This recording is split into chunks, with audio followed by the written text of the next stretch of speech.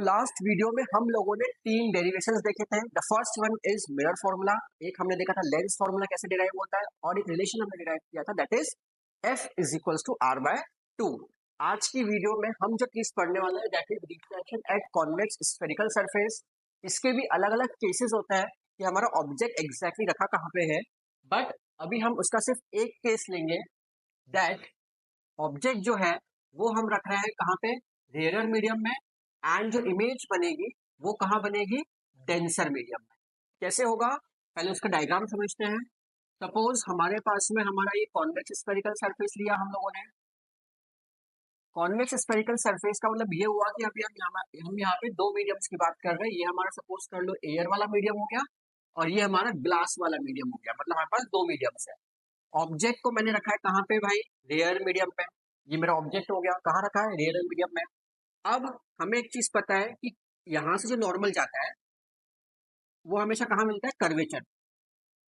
कोई जो normal line होती है वो हमेशा कहाँ से जाती है, कर्वेचर से जाती है। तो अब हम स्टार्ट करते हैं हमारा ऑब्जेक्ट का रे डायग्राम। सपोज ऑब्जेक्ट सबसे पहले गया किसके पास, नॉर्मल के पास। This is my incident ray, ये हो गया एंगल ऑफ इंसिडेंस। अब ये यहाँ से रिफ्रैक्ट हुआ, रिफ्रैक्ट होके इमेज बन गई सपोज यहाँ पे आई, and this is my refracted ray. और यहाँ पे मेरा ये हो गया एंगल ऑफ रिफ्रैक्शन, क्योंकि हमें पता है कि एंगल ऑफ इंसिडेंस और एंगल ऑफ रिफ्रैक्शन जो होते हैं वो हमेशा नॉर्मल के साथ बनता है। तो ये मेरा नॉर्मल के साथ एंगल ऑफ इंसिडेंस, नॉर्मल के साथ angle of refraction. Now next step की अगर हम बात करें तो हमने यहाँ पे एक परपेंडिकुलर ड्रॉप किया है। सपोज इसका नाम मैं दे देता हूँ P और इसका नाम मैं दे देता हूँ Q। दिस इज अवर रे डायग्राम, जिसमें कि हमने ऑब्जेक्ट को कहाँ रखा है, रेयर मीडियम में रखा है, और इमेज कहाँ बनी है, हमारी डेंसर मीडियम में। और इसके लिए हम डिराइव कर रहे हैं अपना रिफ्रैक्शन। ठीक है, चलिए अब यहाँ पे इसके लिए रिफ्रैक्टिव इंडेक्सेस कैसे होंगे और क्या इसका कॉन्सेप्ट बनेगा वो समझने की कोशिश करते हैं। इसको करने से पहले आपको मैथ्स की एक बेसिक चीज पता होनी चाहिए, exterior angle property. Exterior angle property अगर आपको मैथ्स की पता है तो गुड, नहीं पता है तो वो कुछ ऐसी होती है। सपोज हमारे पास में ट्राइंगल है, ट्राइंगल में सपोज हमारे पास में एक आउटर एंगल बन रहा है, तो नंबर की हम ले लेते हैं 1 2 3 4। दैट एंगल 1 जो होता है, एक्सटीरियर एंगल जो होता है वो होता है sum of opposite interior two angles. मतलब इसके बाजू वाले को छोड़ दो तो बचे कौन, 2 and 4, इन दोनों का सम होता है। तो this is the exterior angle property in maths. कहीं के लिए बना सकते हो या सपोज मैंने इसको आगे एक्सटीरियर कर दिया और ये एंगल की अगर मुझे बात करनी है, मान लो ये एंगल नंबर 5 है।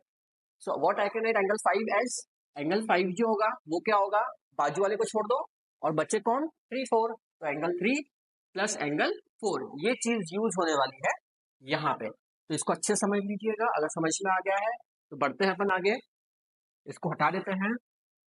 Now coming to this portion, इस डायग्राम पे वापस आते हैं।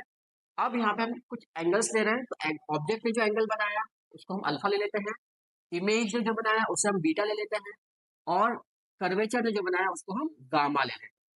तो आप लोग ये टर्मिनोलॉजी अच्छे समझ लीजिएगा। Now coming to the next point, जिसमें कि हमें क्या करना है, दो ट्राइंगल्स ढूंढने हैं। ठीक है, ट्राइंगल सबसे पहले देखिए, इन ट्राइंगल वही एक्सटीरियर एंगल प्रॉपर्टी लगाने के लिए सबसे पहले मैंने ट्राइंगल लिया, इन ट्राइंगल OPC। अब आप लोग को फिगर देख के बताना है कि ट्राइंगल OPC में एक्सटीरियर एंगल प्रॉपर्टी कहाँ लग रही है। तो भाई यहाँ पे देखो, इन ट्राइंगल OPC की अगर हम बात करें तो भाई मैं यहाँ ऐसा बना देता हूँ ताकि आप लोगों को समझ में आ जाए। ये ऐसा बना हुआ है, this is your I, this is your alpha, and this is your gamma. तो यहाँ पे अगर हम देखें तो एक्सटीरियर एंगल प्रॉपर्टी लग रही है that I is equal to, बाजू वाले को छोड़ दिया, अल्फा प्लस गामा, तो that I is equals to alpha plus gamma. Now in triangle, अब सेम और ऐसे हम एक और बन रहा है हम लोग का, that is in triangle PCI। अब आप ट्राइंगल PCI में देखिए ऐसा वापस हो रहा है, तो gamma is your exterior angle, so gamma is equals to R plus beta. अब यहाँ से हम काई की वैल्यू निकाल सकते हैं, R की वैल्यू निकाल सकते हैं। You can write R is equals to gamma minus beta. तो सबसे पहला काम हमारा ये था कि हमें ये फिगर बनाना था। फिगर में हमें दो ट्राइंगल्स ढूंढने हैं, दो ट्राइंगल्स ढूंढने के बाद उसमें एक्सटीरियर एंगल प्रॉपर्टी लगा के आई और आर निकालना है। तो हमने एक्सटीरियर एंगल प्रॉपर्टी लगाई, पहले वाले में ऑलरेडी आई की वैल्यू आ चुकी है और दूसरे वाले से हमने क्या निकाल लिया, आर निकाल लिया। This is your step number 1 इस डेरिवेशन को सॉल्व करने के लिए। अब आगे बढ़ते हैं कि अब आगे हमें आखिर करना क्या है। वेल हमें ये पता है बाय स्नेल्स लॉ, हम लोगों ने स्नेल्स लॉ पढ़ा है, और स्नेल्स लॉ के अगर अकॉर्डिंगली अगर हम बात करें तो हमारा जो रिफ्रैक्टिव इंडेक्स होता है that is sine I upon sine R, वो होता है mu two by mu one. ये हमारा स्नेल्स लॉ से लॉ ऑफ रिफ्रैक्शन आ जाता है। अब अगर हम यहाँ पे देखें तो well angles are very small, जब वेरी स्मॉल लेते हैं तो हम इसका कोई भी पार्ट ले सकते हैं। तो sine I can be taken as I, sine R will be taken as R and it is equals to mu two by mu one. अब क्रॉस मल्टीप्लाई कर दीजिए तो you will get mu one I is equals to mu two R, और ये जो आई और are की value आई है वो वहां पे सब्स्टिट्यूट कर दीजिए तो you will get mu one into alpha plus gamma is equals to mu two into gamma minus beta. कुछ नहीं किया है, सिंपल से स्नेल्स लॉ लिखा, that sine I by sine R होता है अपना mu two by mu one. Angles बहुत छोटे हैं तो साइन ऑफ आई की जगह हमने आई ले लिया, साइन आर की जगह आर ले लिया, क्रॉस मल्टीप्लाई करा, आई की जो वैल्यू आई थी ये वहां सब्स्टिट्यूट करी, आर की जो वैल्यू यहाँ पे आई थी वो हमने वहां पे सब्स्टिट्यूट कर दी। Now since again angles are very small तो हम यहाँ पे फिर से लिख सकते हैं that angles are very small. तो अब हमने क्या किया कि जितने भी हमारे अल्फा बीटा गामास है, एंगल्स आर वेरी स्मॉल, तो हम लोगों ने अल्फा बीटा और गामा जो है वो कौन कौन से टर्मिनोलॉजीज के साथ ले लिए, tan alpha, tan beta and tan gamma.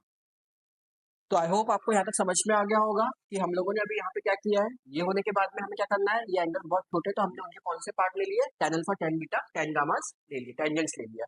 Now coming to next part जिसमें कि यहाँ पे हमारे पास में जहां जहां अल्फा बीटा गामा है उनको इससे रिप्लेस करना है। तो ये हो जाएगा mu one into tan alpha plus tan gamma is equals to mu two into tan gamma minus tan beta. Well अब हमें पता है tan बीटा जो होता है वो होता है परपेंडिकुलर अपॉन बेस। तो अब इन एंगल्स के अकॉर्डिंगली हमें निकालना है परपेंडिकुलर अपॉन बेस। तो अब आते हैं वापस नेक्स्ट स्टेप पे, mu one into, now what is the value of tan alpha, इसको देख के बताइए। tan अल्फा, tan होगा परपेंडिकुलर पी क्यू और बेस हम ले रहे हैं O Q, plus tan gamma, next is our tan gamma, कहाँ है भाई गामा, ये रहा। तो tan गामा निकालना है तो परपेंडिकुलर इज पी क्यू और ये बेस हो जाएगा हमारा Q C is equal to mu two into again tan gamma हम निकाल चुके हैं P Q upon Q C, again same चीज tan गामा कैसे निकलेगा P Q upon Q C minus tan beta. भाई tan बीटा कैसे निकलेगा, परपेंडिकुलर अपॉन बेस से, तो perpendicular is P Q and your base is Q I. तो यहाँ तक हम आ गए हैं। अब इसके बाद में आगे किस स्टेप हम करते हैं कि भाई पी क्यू जो है वो सब में कॉमन है तो वो कट गया, तो हमें मिला one by O Q plus one by Q C is equal to mu two into one by Q C minus one by Q I. यहाँ तक होने के बाद आगे बढ़ते हैं जिसमें हम ये देखेंगे कि हमारा यहाँ पे जो क्यू है वो किसके पास में है, इस पोल के पास में, राइट। इसको हम सपोज एम नाम दे देते हैं। Again aperture is very small तो हम यहाँ लिख देते हैं since aperture is small, aperture is small, तो हम Q जो है वो किसके सिमिलर ले लेंगे, M के। तो जहां जहां पे भी Q लिखा है वहां पे M से उसको रिप्लेस कर दीजिए, तो हो जाएगा OM प्लस Q की जगह लिखना है हमें M, तो हो जाएगा MC is equals to mu two into one by MC minus one by MI।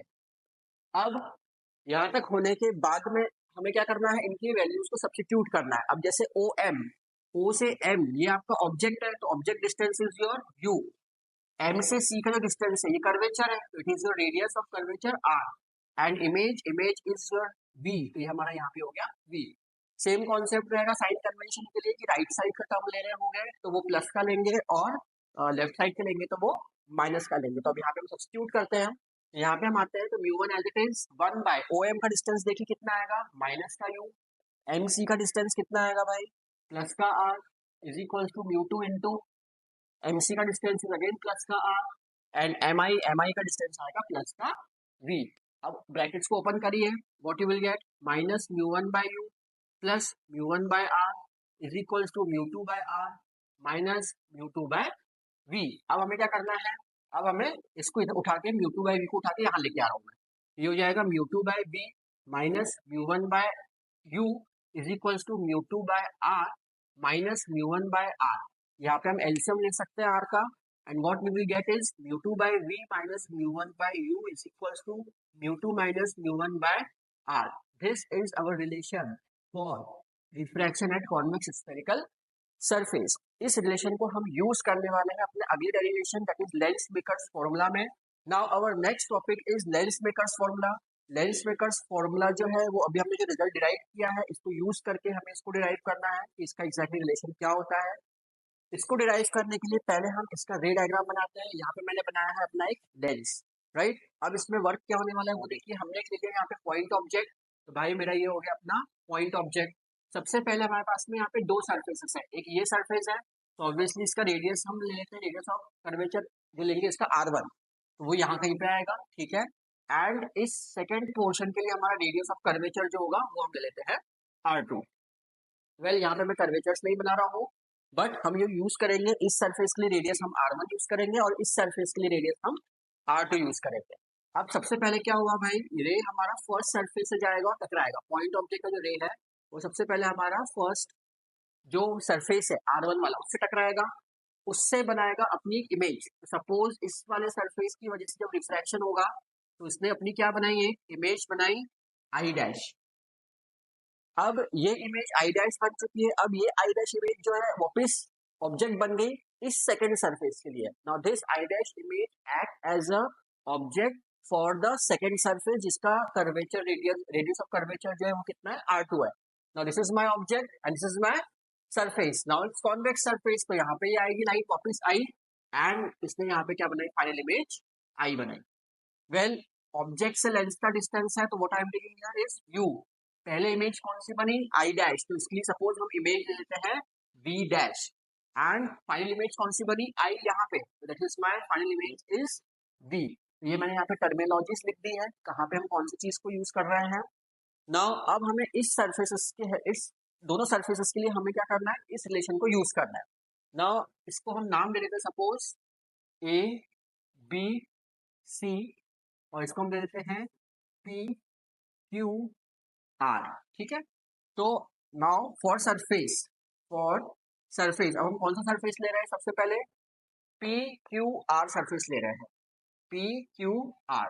अब इस P Q R सरफेस की अगर हम बात करें तो इस P Q R सरफेस के लिए हमारा ये ऑब्जेक्ट है और ये हमारा रिलेशन है। इस रिलेशन में इसके अकॉर्डिंगली टर्मिनोलॉजी फिट करी है। जैसे हमारा रिफ्रैक्टिव इंडेक्स यहाँ पे भाई क्या है, म्यू1। लेंस का क्या हो गया, म्यू2। वापिस बाहर आया वो क्या हो गया, म्यू1। तो एयर के लिए म्यू1 हो गया, ग्लास के लिए म्यू2 हो गया। अब यहाँ पे रिलेशन पे आते हैं हमारा, that is mu two by V मतलब इमेज। तो इस ऑब्जेक्ट के लिए इमेज क्या बनी भाई, आई डैश, मतलब V dash is our image. तो यहाँ पे लिख दिया हमने वी डैश, यहाँ पे हमने लिख दिया v dash minus mu one by u. तो यहाँ पे हमारा ऑब्जेक्ट क्या था, यू ही था, तो ये यू हो गया हम लोगों का, is equals to mu two minus mu one upon radius of curvature. इस सरफेस का रेडियस ऑफ कर्वेचर क्या है मेरा, R1, तो यहाँ पे मैंने लिख दिया R1। आई होप आपको वो रिलेशन को यहाँ पे हमने कैसे लिखा है वो समझ में आ गया होगा। कौन से सरफेस के लिए लिया, PQR सरफेस के लिए लिया, उसके लिए object is taken as U और image is taken as V dash और radius of curvature is taken as R1। अब हम लेते हैं सेकंड सरफेस ABC वाला। नाउ फॉर सरफेस अगर हम देखें ABC, इस सरफेस की अगर हम बात करें तो इस सरफेस में अगर हम देखें तो हमारे पास में अगेन अब यहाँ पे क्या हो रहा है, देखिए रिवर्स हो रहा है। ऑब्जेक्ट जो है वो यहाँ है और इमेज यही बन रही है, बट ऑब्जेक्ट जो है हमारा राइट साइड में आ गया लेंस के, तो ये इंटरचेंज हो जाएंगे। तो you have to write mu one upon, अब इमेज कितनी होगी हमारी, image is our v minus mu two upon object. अब हमारा जो ऑब्जेक्ट है वो क्या है, वी डैश, ये हमारी इमेज हो गई और ये हमारा ऑब्जेक्ट हो गया। तो v dash is our object is equals to mu one minus mu two upon R1 curve. अब यहाँ पे रेडियस ऑफ कर्वेचर R1 था, अब हम कौन सा सरफेस ले रहे हैं, ABC, उसके लिए हमारा रेडियस ऑफ कर्वेचर हम कौन सा यूज करेंगे, R2, तो upon R2। Now these are our two relations. इसको मैं नंबर 1 दे देता हूँ एंड इसको नंबर 2 दे देता हूँ। नाउ आगे हमें क्या करना है, इन दोनों रिलेशंस को ऐड करना है। Now adding relations 1 and 2। तो भाई इनको हम ऐड करते हैं तो देखो क्या मिलेगा, लेफ्ट हैंड वालों को पूरा ऐड करो, mu two by v dash minus mu one by u is equals to, not is equals to, plus इसमें इसको प्लस करना है तो ये हो जाएगा plus mu one by v minus mu two by v dash. तो हमने पहले दोनों लेफ्ट हैंड साइड को प्लस कर लिया, इज इक्वल टू अब हमें दोनों राइट हैंड साइड को प्लस करना है।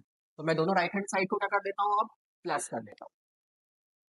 तो दोनों राइट हैंड साइड को अगर हम प्लस करते हैं तो यहाँ पे मेरे पास आ जाएगा μ2 minus μ1 upon r1 plus μ1 minus μ2 upon r2।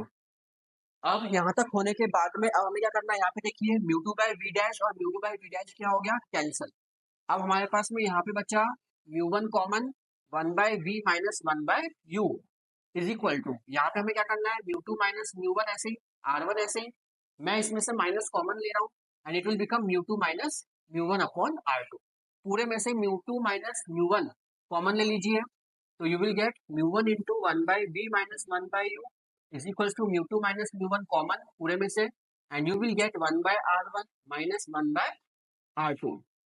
अब ये जो μ1 है आपका, ये μ1 कहाँ जाएगा, इसके डिवाइड में जाएगा। तो अगली स्टेप में मैं इसको लिख देता हूँ 1 by v minus 1 by u is equals to μ2 minus μ1 whole upon μ1 into 1 by r1 minus 1 by r2। अब ये डिवाइड कर 1 by v minus 1 by u हमारा लेंस फॉर्मूला है, not lens makers, lens formula है। तो इसकी जगह हम लिख सकते हैं 1 by f, that 1 by f is equal to होता है 1 बाय वी माइनस 1 बाय। अलग अलग सेपरेट कर लीजिए, you will get μ2 by μ1 minus 1, μ1 को दोनों से डिवाइड कर दिया and 1 by r1 minus 1 by r2 and this can be written as 1 by f is equals to mu minus 1 into 1 by r1 minus 1 by r2 and this is my lens maker's formula where terminology is same है, f is your focal length, mu is your refractive index, r1 and r2 are the radius of curvatures for the two surfaces of convex lens। तो I hope आपको यहाँ तक समझ में आ गया होगा कि लेंस मेकर्स फॉर्मूला कैसे डिराइव होता है, इसको डिराइव करने के लिए और हमने कौन से रिलेशन को यूज किया and that relation is known as refraction at convex spherical surface. तो अभी हमने दो डेरिवेशंस किए हैं। अगला जो थर्ड डेरिवेशन है वो भी one of the most important derivation है, that is power of combination of two lenses. चलिए ये आप समझ लीजिए, इसको नोट डाउन कर लीजिए और हम बढ़ते हैं अपने next topic. Now coming to the next topic that is power of combination of lens. अब इसमें हम सपोज कर लेते हैं, ट्री डायग्राम बनाते हैं इसका। तो कॉम्बिनेशन ऑफ लेंस का मतलब हो गया कि भाई मेरे पास में कितने लेंसेज हैं, दो। वैसे हम अभी दो के लिए सीख रहे हैं, बट तो कितने भी लेंस कॉम्बिनेशन में होगा यही, इसी के आगे हम कितने भी पावर अभी मैं डिराइव करूंगा, जब हम दो के लिए बनाएंगे तो 3 4 5 से कितने भी अगर कनेक्टेड होते हैं तो उसका भी उसी से बन जाता है। तो सपोज करिए हमारे पास में दो लेंसेज हैं, this is my lens L1, this is my lens L2। इस वाले लेंस का फोकल लेंथ ले लेते हैं f1, इस वाले लेंस का फोकल लेंथ ले लेते हैं f2, राइट। नेक्स्ट इसके बाद में यहाँ तक होने के बाद में सपोज हमारा एक ऑब्जेक्ट है यहाँ पे, पॉइंट ऑब्जेक्ट O। अब इस पॉइंट ऑब्जेक्ट O में क्या हुआ, ये यहाँ से रे हमारी गई पहले लेंस से, पहले लेंस से जब रे जाएगी तो वो इमेज बनाएगी सपोज यहाँ पे I dash. Now this I dash act object for the second lens. तो ये वापस पीछे आए और यहाँ से टकरा के वापस से कहाँ आ गई, यहाँ आ गई। This is my final image i. तो यहाँ पे हमारा ऑब्जेक्ट डिस्टेंस क्या हो गया, u। फिर पहली इमेज कौन सी बनी, ये बनी, तो इसको मैं दे देता हूँ नाम v डैश और इसको हम फाइनल इमेज को नाम दे देते हैं v। Now for Lenz L1, for Lenz L1 हमें यूज करना है कौन सा फॉर्मूला, लेंस फॉर्मूला। तो हमें पता है that we know that, lens formula से हमें पता है that we know that 1 by f equal to 1 by v minus 1 by u। ये कहाँ से पता है, बाय लेंस फॉर्मूला। अब यहाँ पे अगर हम देखें तो लेंस फॉर्मूला तक तो ठीक है, अब इसमें अप्लाई करते हैं। Therefore focal length is taken as f1, पहले वाले की बात कर रहे हैं, तो 1 by f1 is equal to पहले वाले के लिए इमेज क्या बनी v dash minus what is your object, object is your u। तो यहाँ पे हमने कंपेयर करके रिप्लेस करा, तो focal length is our f1, image हमारी बनी पहले v डैश और ऑब्जेक्ट हमारा लिखा u। फिर जब हम लेंस L2 पे आते हैं तो यहाँ हम लिखते हैं for Lenz L2, again relation तो यही है 1 by f equal to 1 by v minus 1 by u, लेकिन सेकंड लेंस के लिए हमारा focal length is taken as f2, क्योंकि फोकल लेंथ हमारी क्या यूज होगी f2। इमेज क्या बनी फाइनल v बनी, तो 1 by v minus 1 by u, u is your object. तो इस इमेज के लिए ऑब्जेक्ट कौन सा था, ये था, तो this is your v dash is taken as your object. Now इन दोनों रिलेशंस को क्या करना है, ऐड करना है। तो एडिंग 1 and 2 इक्वेशंस जो बनी है उनको ऐड कर रहे हैं। That means 1 by f1 plus 1 by f2 is equals to, फिर राइट हैंड साइड वालों को ऐड करो 1 by V dash minus 1 by U plus 1 by we minus 1 by V dash, 1 by V dash 1 by V dash cancel, ये हो गया 1 by f1 plus 1 by f2 is equals to 1 by v minus 1 by u, and हमें पता है that 1 by v minus 1 by u is 1 by f, तो हम लिख सकते हैं that 1 by f is equals to 1 by f1 plus 1 by f2। तो simple सी चीज है कि जो टोटल पावर होगी कॉम्बिनेशन ऑफ लेंस जो पावर होगी that will be equal to p1 plus p2, मतलब इसकी पावर प्लस इसकी पावर। अब मान लीजिए इसी के आगे दो लेंसेज और हैं, दो लेंसेज अगर और होते हैं तो इसी के साथ आ जाता है p2 के बाद प्लस p3 प्लस p4, इसलिए हमने डिराइव दो लेंसेज के लिए किया है। आगे कितने भी लेंसेज हो उसमें उन पावर्स को सिंपली आप ऐड कर दीजिए and you will get the final result. Well जो डेरिवेशन आता है वो दो ही लेंसेज का आता है, बट न्यूमेरिकल्स में आपके दो या तीन लेंसेज एक साथ आ सकते हैं। तो आई होप आपको यहाँ तक समझ में आ गया होगा। अगर समझ में आ गया है इसे नोट डाउन कर लीजिए। फिर हम अपने बढ़ते हैं नेक्स्ट टॉपिक की ओर, जिसका नाम है रिफ्रैक्टिव इंडेक्स ऑफ प्रिज्म। ये बहुत इंपॉर्टेंट टॉपिक है।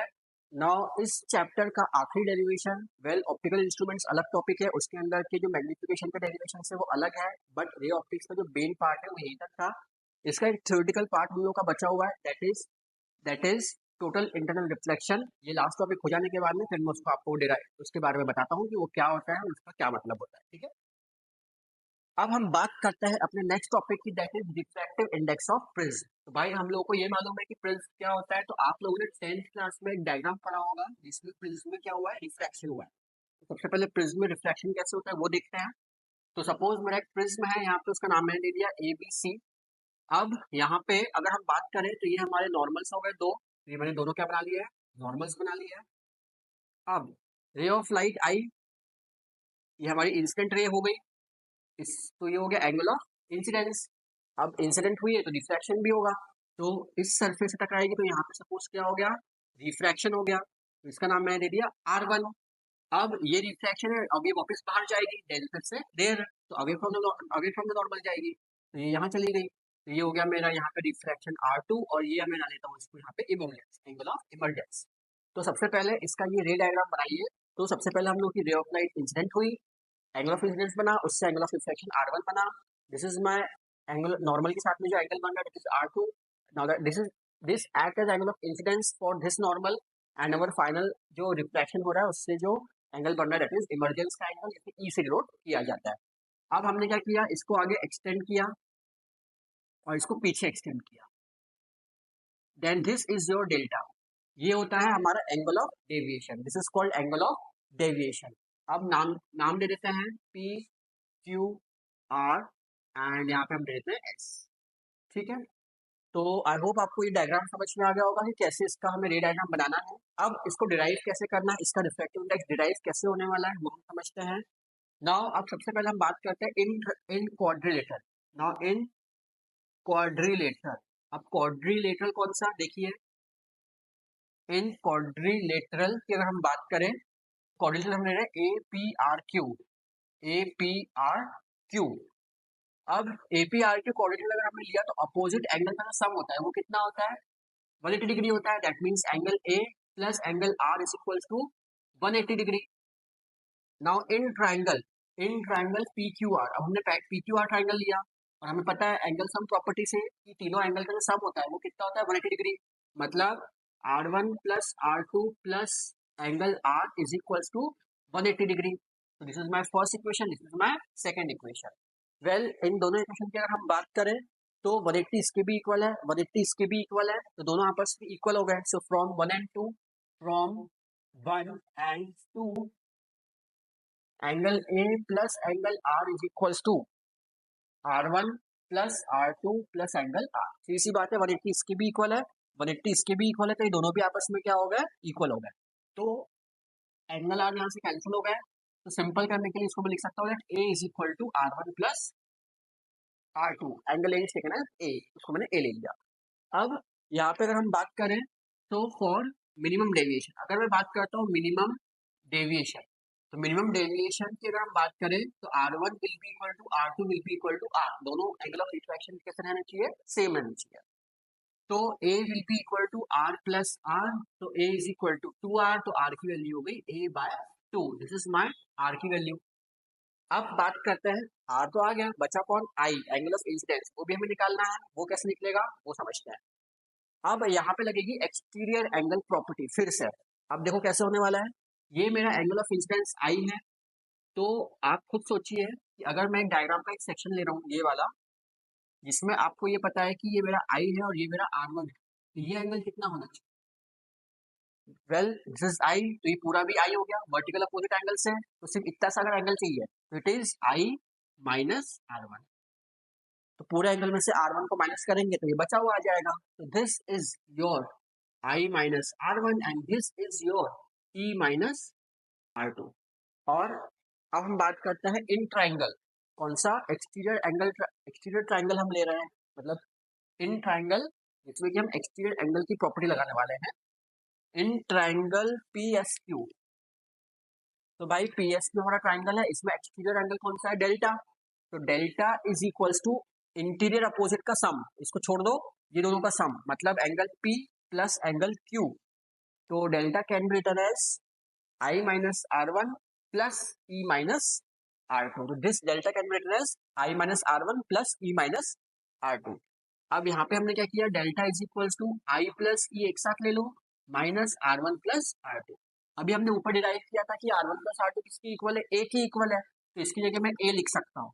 सो I can write this as delta is equals to I plus e minus A को उठा के इसके पास ले जाओ डेल्टा के पास, तो delta plus A is equal to I plus E. Again for minimum deviation, for minimum deviation हमारा जो आई है वो किसकी इक्वल होना चाहिए, ई की इक्वल होना चाहिए। तो ई को मैं रिप्लेस कर सकता हूँ आई से, तो delta plus A can be written as I plus I which is equal to 2i। So I की जो वैल्यू आएगी that is delta plus A by 2। अब हमें पता है by Snell's law, by Snell's law हमें ये चीज पता है दैट म्यू जो होता है वो होता है sine I by sine R by Snell's law. तो जो आई और आर की वैल्यू हमें मिली है वो आई और आर की वैल्यू को यहाँ पे सब्स्टिट्यूट कर दीजिए, तो हमारा रिफ्रैक्टिव इंडेक्स आ गया। फिर दैट्स इट, इतना ही करना था। You will delta plus A by 2 upon sine A by 2, this is the refractive index of prism. This is how simple is the derivation. बस थोड़ा सा इस एग्जाम में कभी अगर एमपी बोर्ड वालों को, स्टेट बोर्ड वालों को आता है तो थोड़ा सा आपको इसमें बेसिक चीजें लिखनी पड़ती है अपने मन से, इंग्लिश डालनी पड़ती है। जैसे consider a prism, A B A angle, A is the angle of prism, suppose incident ray is incident at P making an angle of incidence i. थोड़ा बहुत आपको ये सब डालना पड़ेगा, बट बेसिक डेरिवेशंस लर्निंग के बेसिस पे इतना इंपॉर्टेंट है, ये चीज तो आपको लिखनी ही है। वो लिख दोगे तो पूरे फुल मार्क्स मिल जाएंगे, नहीं लिखोगे तो एक आध नंबर कम मिल सकता है। मेन डेरिवेशन, आई होप आपको ये डेरिवेशन समझ में आ गए होंगे। नेक्स्ट जो चीज आप लोगों की एक बची हुई है that is total internal reflection, इसको आप नोट डाउन कर सकते हैं। वेल टोटल इंटरनल रिफ्लेक्शन होने के लिए दो कंडीशंस होना बहुत जरूरी है, तभी वो टोटल इंटरनल रिफ्लेक्शन होता है। तो सबसे पहले हम बात कर लेते हैं कि कंडीशंस कब टीआईआर हो सकता है, इसको मैं टीआईआर बोल देता हूँ। सो कब हम लोग का टीआईआर हो सकता है, कंडीशन फॉर टीआईआर। पहला जो टोटल इंटरनल रिफ्लेक्शन की कंडीशन है that ray travels from denser to rarer medium, denser to rarer medium. अगर आपकी रे डेंसर से रेयर की तरफ जा रही है तो ही हो सकता है, नहीं तो नहीं हो सकता ये चीज। दूसरी चीज, angle of incidence must be greater than critical angle. This is your angle of incidence, मैं लिख देता हूँ। वेल थ्योरेटिकल है इसलिए मैं इसको शॉर्ट में लिख रहा हूँ, एंगल ऑफ इंसिडेंस है ये, and this is your critical angle. Now आखिर इसमें ऐसा करना क्या है, कैसे समझ में आएगा क्रिटिकल एंगल क्या होता है, टीआईआर क्या होता है, उसकी डेफिनेशन क्या होगी। तो सबसे पहले हम एक डायग्राम बनाते हैं, डायग्राम से समझने की कोशिश करते हैं। तो सपोज हमारे पास में दो मीडियम्स में ले रहा हूँ, एक ले रहा हूँ डेंसर मीडियम, एक मैं ले रहा हूँ rarer medium. Suppose this is my denser medium and this is my rarer medium. अब हमें ये चीज पता है कि जब भी हमारी लाइट डेंसर से रेयर में ट्रेवल करेगी तो वो अवे फ्रॉम द नॉर्मल होगी। तो सपोज मेरा एक एंगल ऑफ इंसिडेंस है, ये गया इसके अंदर, तो ये थोड़ा सा दूर हो गया, ये मेरा हो गया एंगल ऑफ रिफ्रैक्शन। अब मान लीजिए थोड़ा सा मैंने एंगल ऑफ इंसिडेंस को बढ़ा दिया हल्का सा, ठीक है, तो मेरा एंगल ऑफ इंसिडेंस तो ये एंगल ऑफ रिफ्रैक्शन थोड़ा और बढ़ गया, ठीक है, तो ये मेरा आर भी थोड़ा सा इंक्रीज हो गया। वेल, एंगल ऑफ इंसिडेंस का एक ऐसा क्रिटिकल एंगल आएगा, now this is your critical angle, that angle of incidence at which angle of refraction is 90 degree. तो सबसे पहले हम लिख लेते हैं what is IC. IC is the critical angle, उसकी डेफिनेशन में बता देता हूँ क्या होती है, that angle of incidence at which angle of refraction is 90 degree. So that angle of incidence at which angle of refraction is 90 degree, that angle is called critical angle.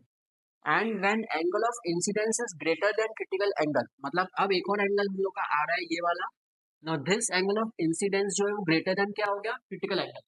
तो अब जो रिफ्रैक्टेड रे है वो 90 डिग्री ना बना के अब वो क्या हो जाएगी, वापस इसी के अंदर आ जाएगी, वापस डेंसर मीडियम में ही आ जाएगी। And this is your total internal reflection. Total internal reflection, ध्यान रखिएगा टर्मिनोलॉजीज का, कहाँ रिफ्लेक्शन यूज करना और कहाँ रिफ्रैक्शन यूज करना है।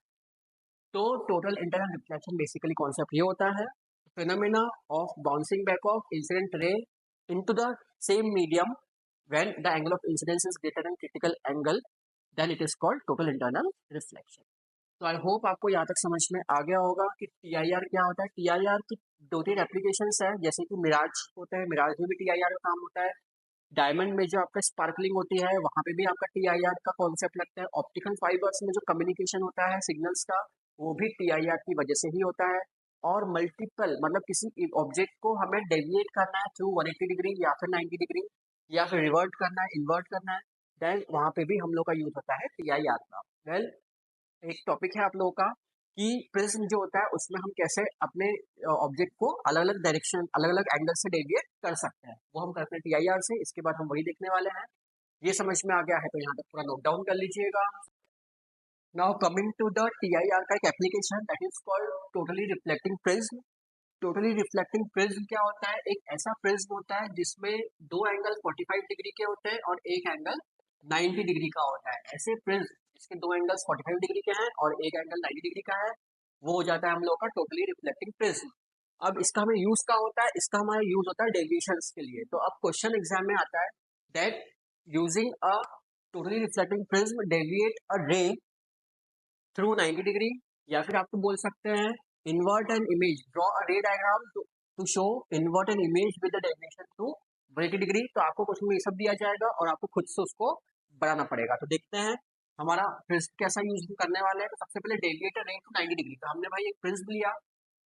अब ये प्रिज्म कैसा है, जिसमें हम लोग का एक 90 डिग्री एंगल है और ये दोनों एंगल कितने कितने डिग्री के हैं, 45 डिग्री के हैं। सो हमारे पास ऑब्जेक्ट है, सपोज ऑब्जेक्ट ये रहा और इसे मुझे डेविएट करना है किससे से, 90 डिग्री से डेविएट करना है। तो सिंपल है, अब क्या होगा, नॉर्मल है तो रे सबसे पहले नॉर्मल से गई। अब नॉर्मल से तो कोई डेविएशन होगा नहीं, बिल्कुल सीधे से जाएगी, तो भाई ये यहाँ चली गई और ये यहाँ चली गई। अब यहाँ पे होगा रिफ्लेक्शन TIR, तो ये नीचे आ गया, ये नीचे आ गया।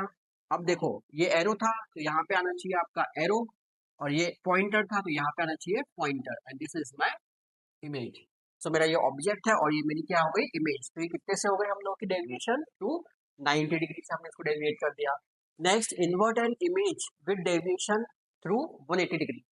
अब हमें क्या करना है, वापस सेम प्रिज्म यूज करना है, एक 90 और दोनों 45, और इसमें हमें डेविएट करना है 180 डिग्री से, मतलब इन्वर्ट भी करना है और 180 मतलब वापस इसी जगह पे पीछे बनाना है। तो मैंने प्रिज्म को ऐसे सेट किया, तो आपको सेम प्रिज्म में उसको अलग अलग डायरेक्शन से सेट करना है। अब सबसे पहले क्या हुआ, 90 डिग्री यहाँ से चली गई नॉर्मल से, ये नॉर्मल से गई और सीन चली गई। देन TIR हुआ, रेंज नीचे गई, ये नीचे गई और ये भी कहाँ गई, नीचे गई। Then it is again revert back, it is again revert back. अब हमारा पॉइंटर ये था, देखिए इसको, पॉइंटर यहाँ आया, यहाँ आया, यहाँ आया, this is your pointer and this is your point. Arrow यहाँ आ गया और ये हमारा पॉइंट नीचे चला गया, तो दिस इज व्हाट 180 डिग्री वापस घूम के अपनी जगह पे आ गई और इन्वर्ट भी हो गई। अब यहाँ पे आपको इन्वर्ट करना है, मतलब ऐसे ही बनाना है, बट कहीं नहीं जानी चाहिए, सीधे सीधे इस तरफ बननी चाहिए, ठीक है, कोई डेविएशन नहीं होना चाहिए। तो उसके लिए हम जो प्रिज्म प्लेस करेंगे वो हम प्लेस करेंगे ऐसा। ये हमारा प्रिज्म है, अगेन 90 45 45।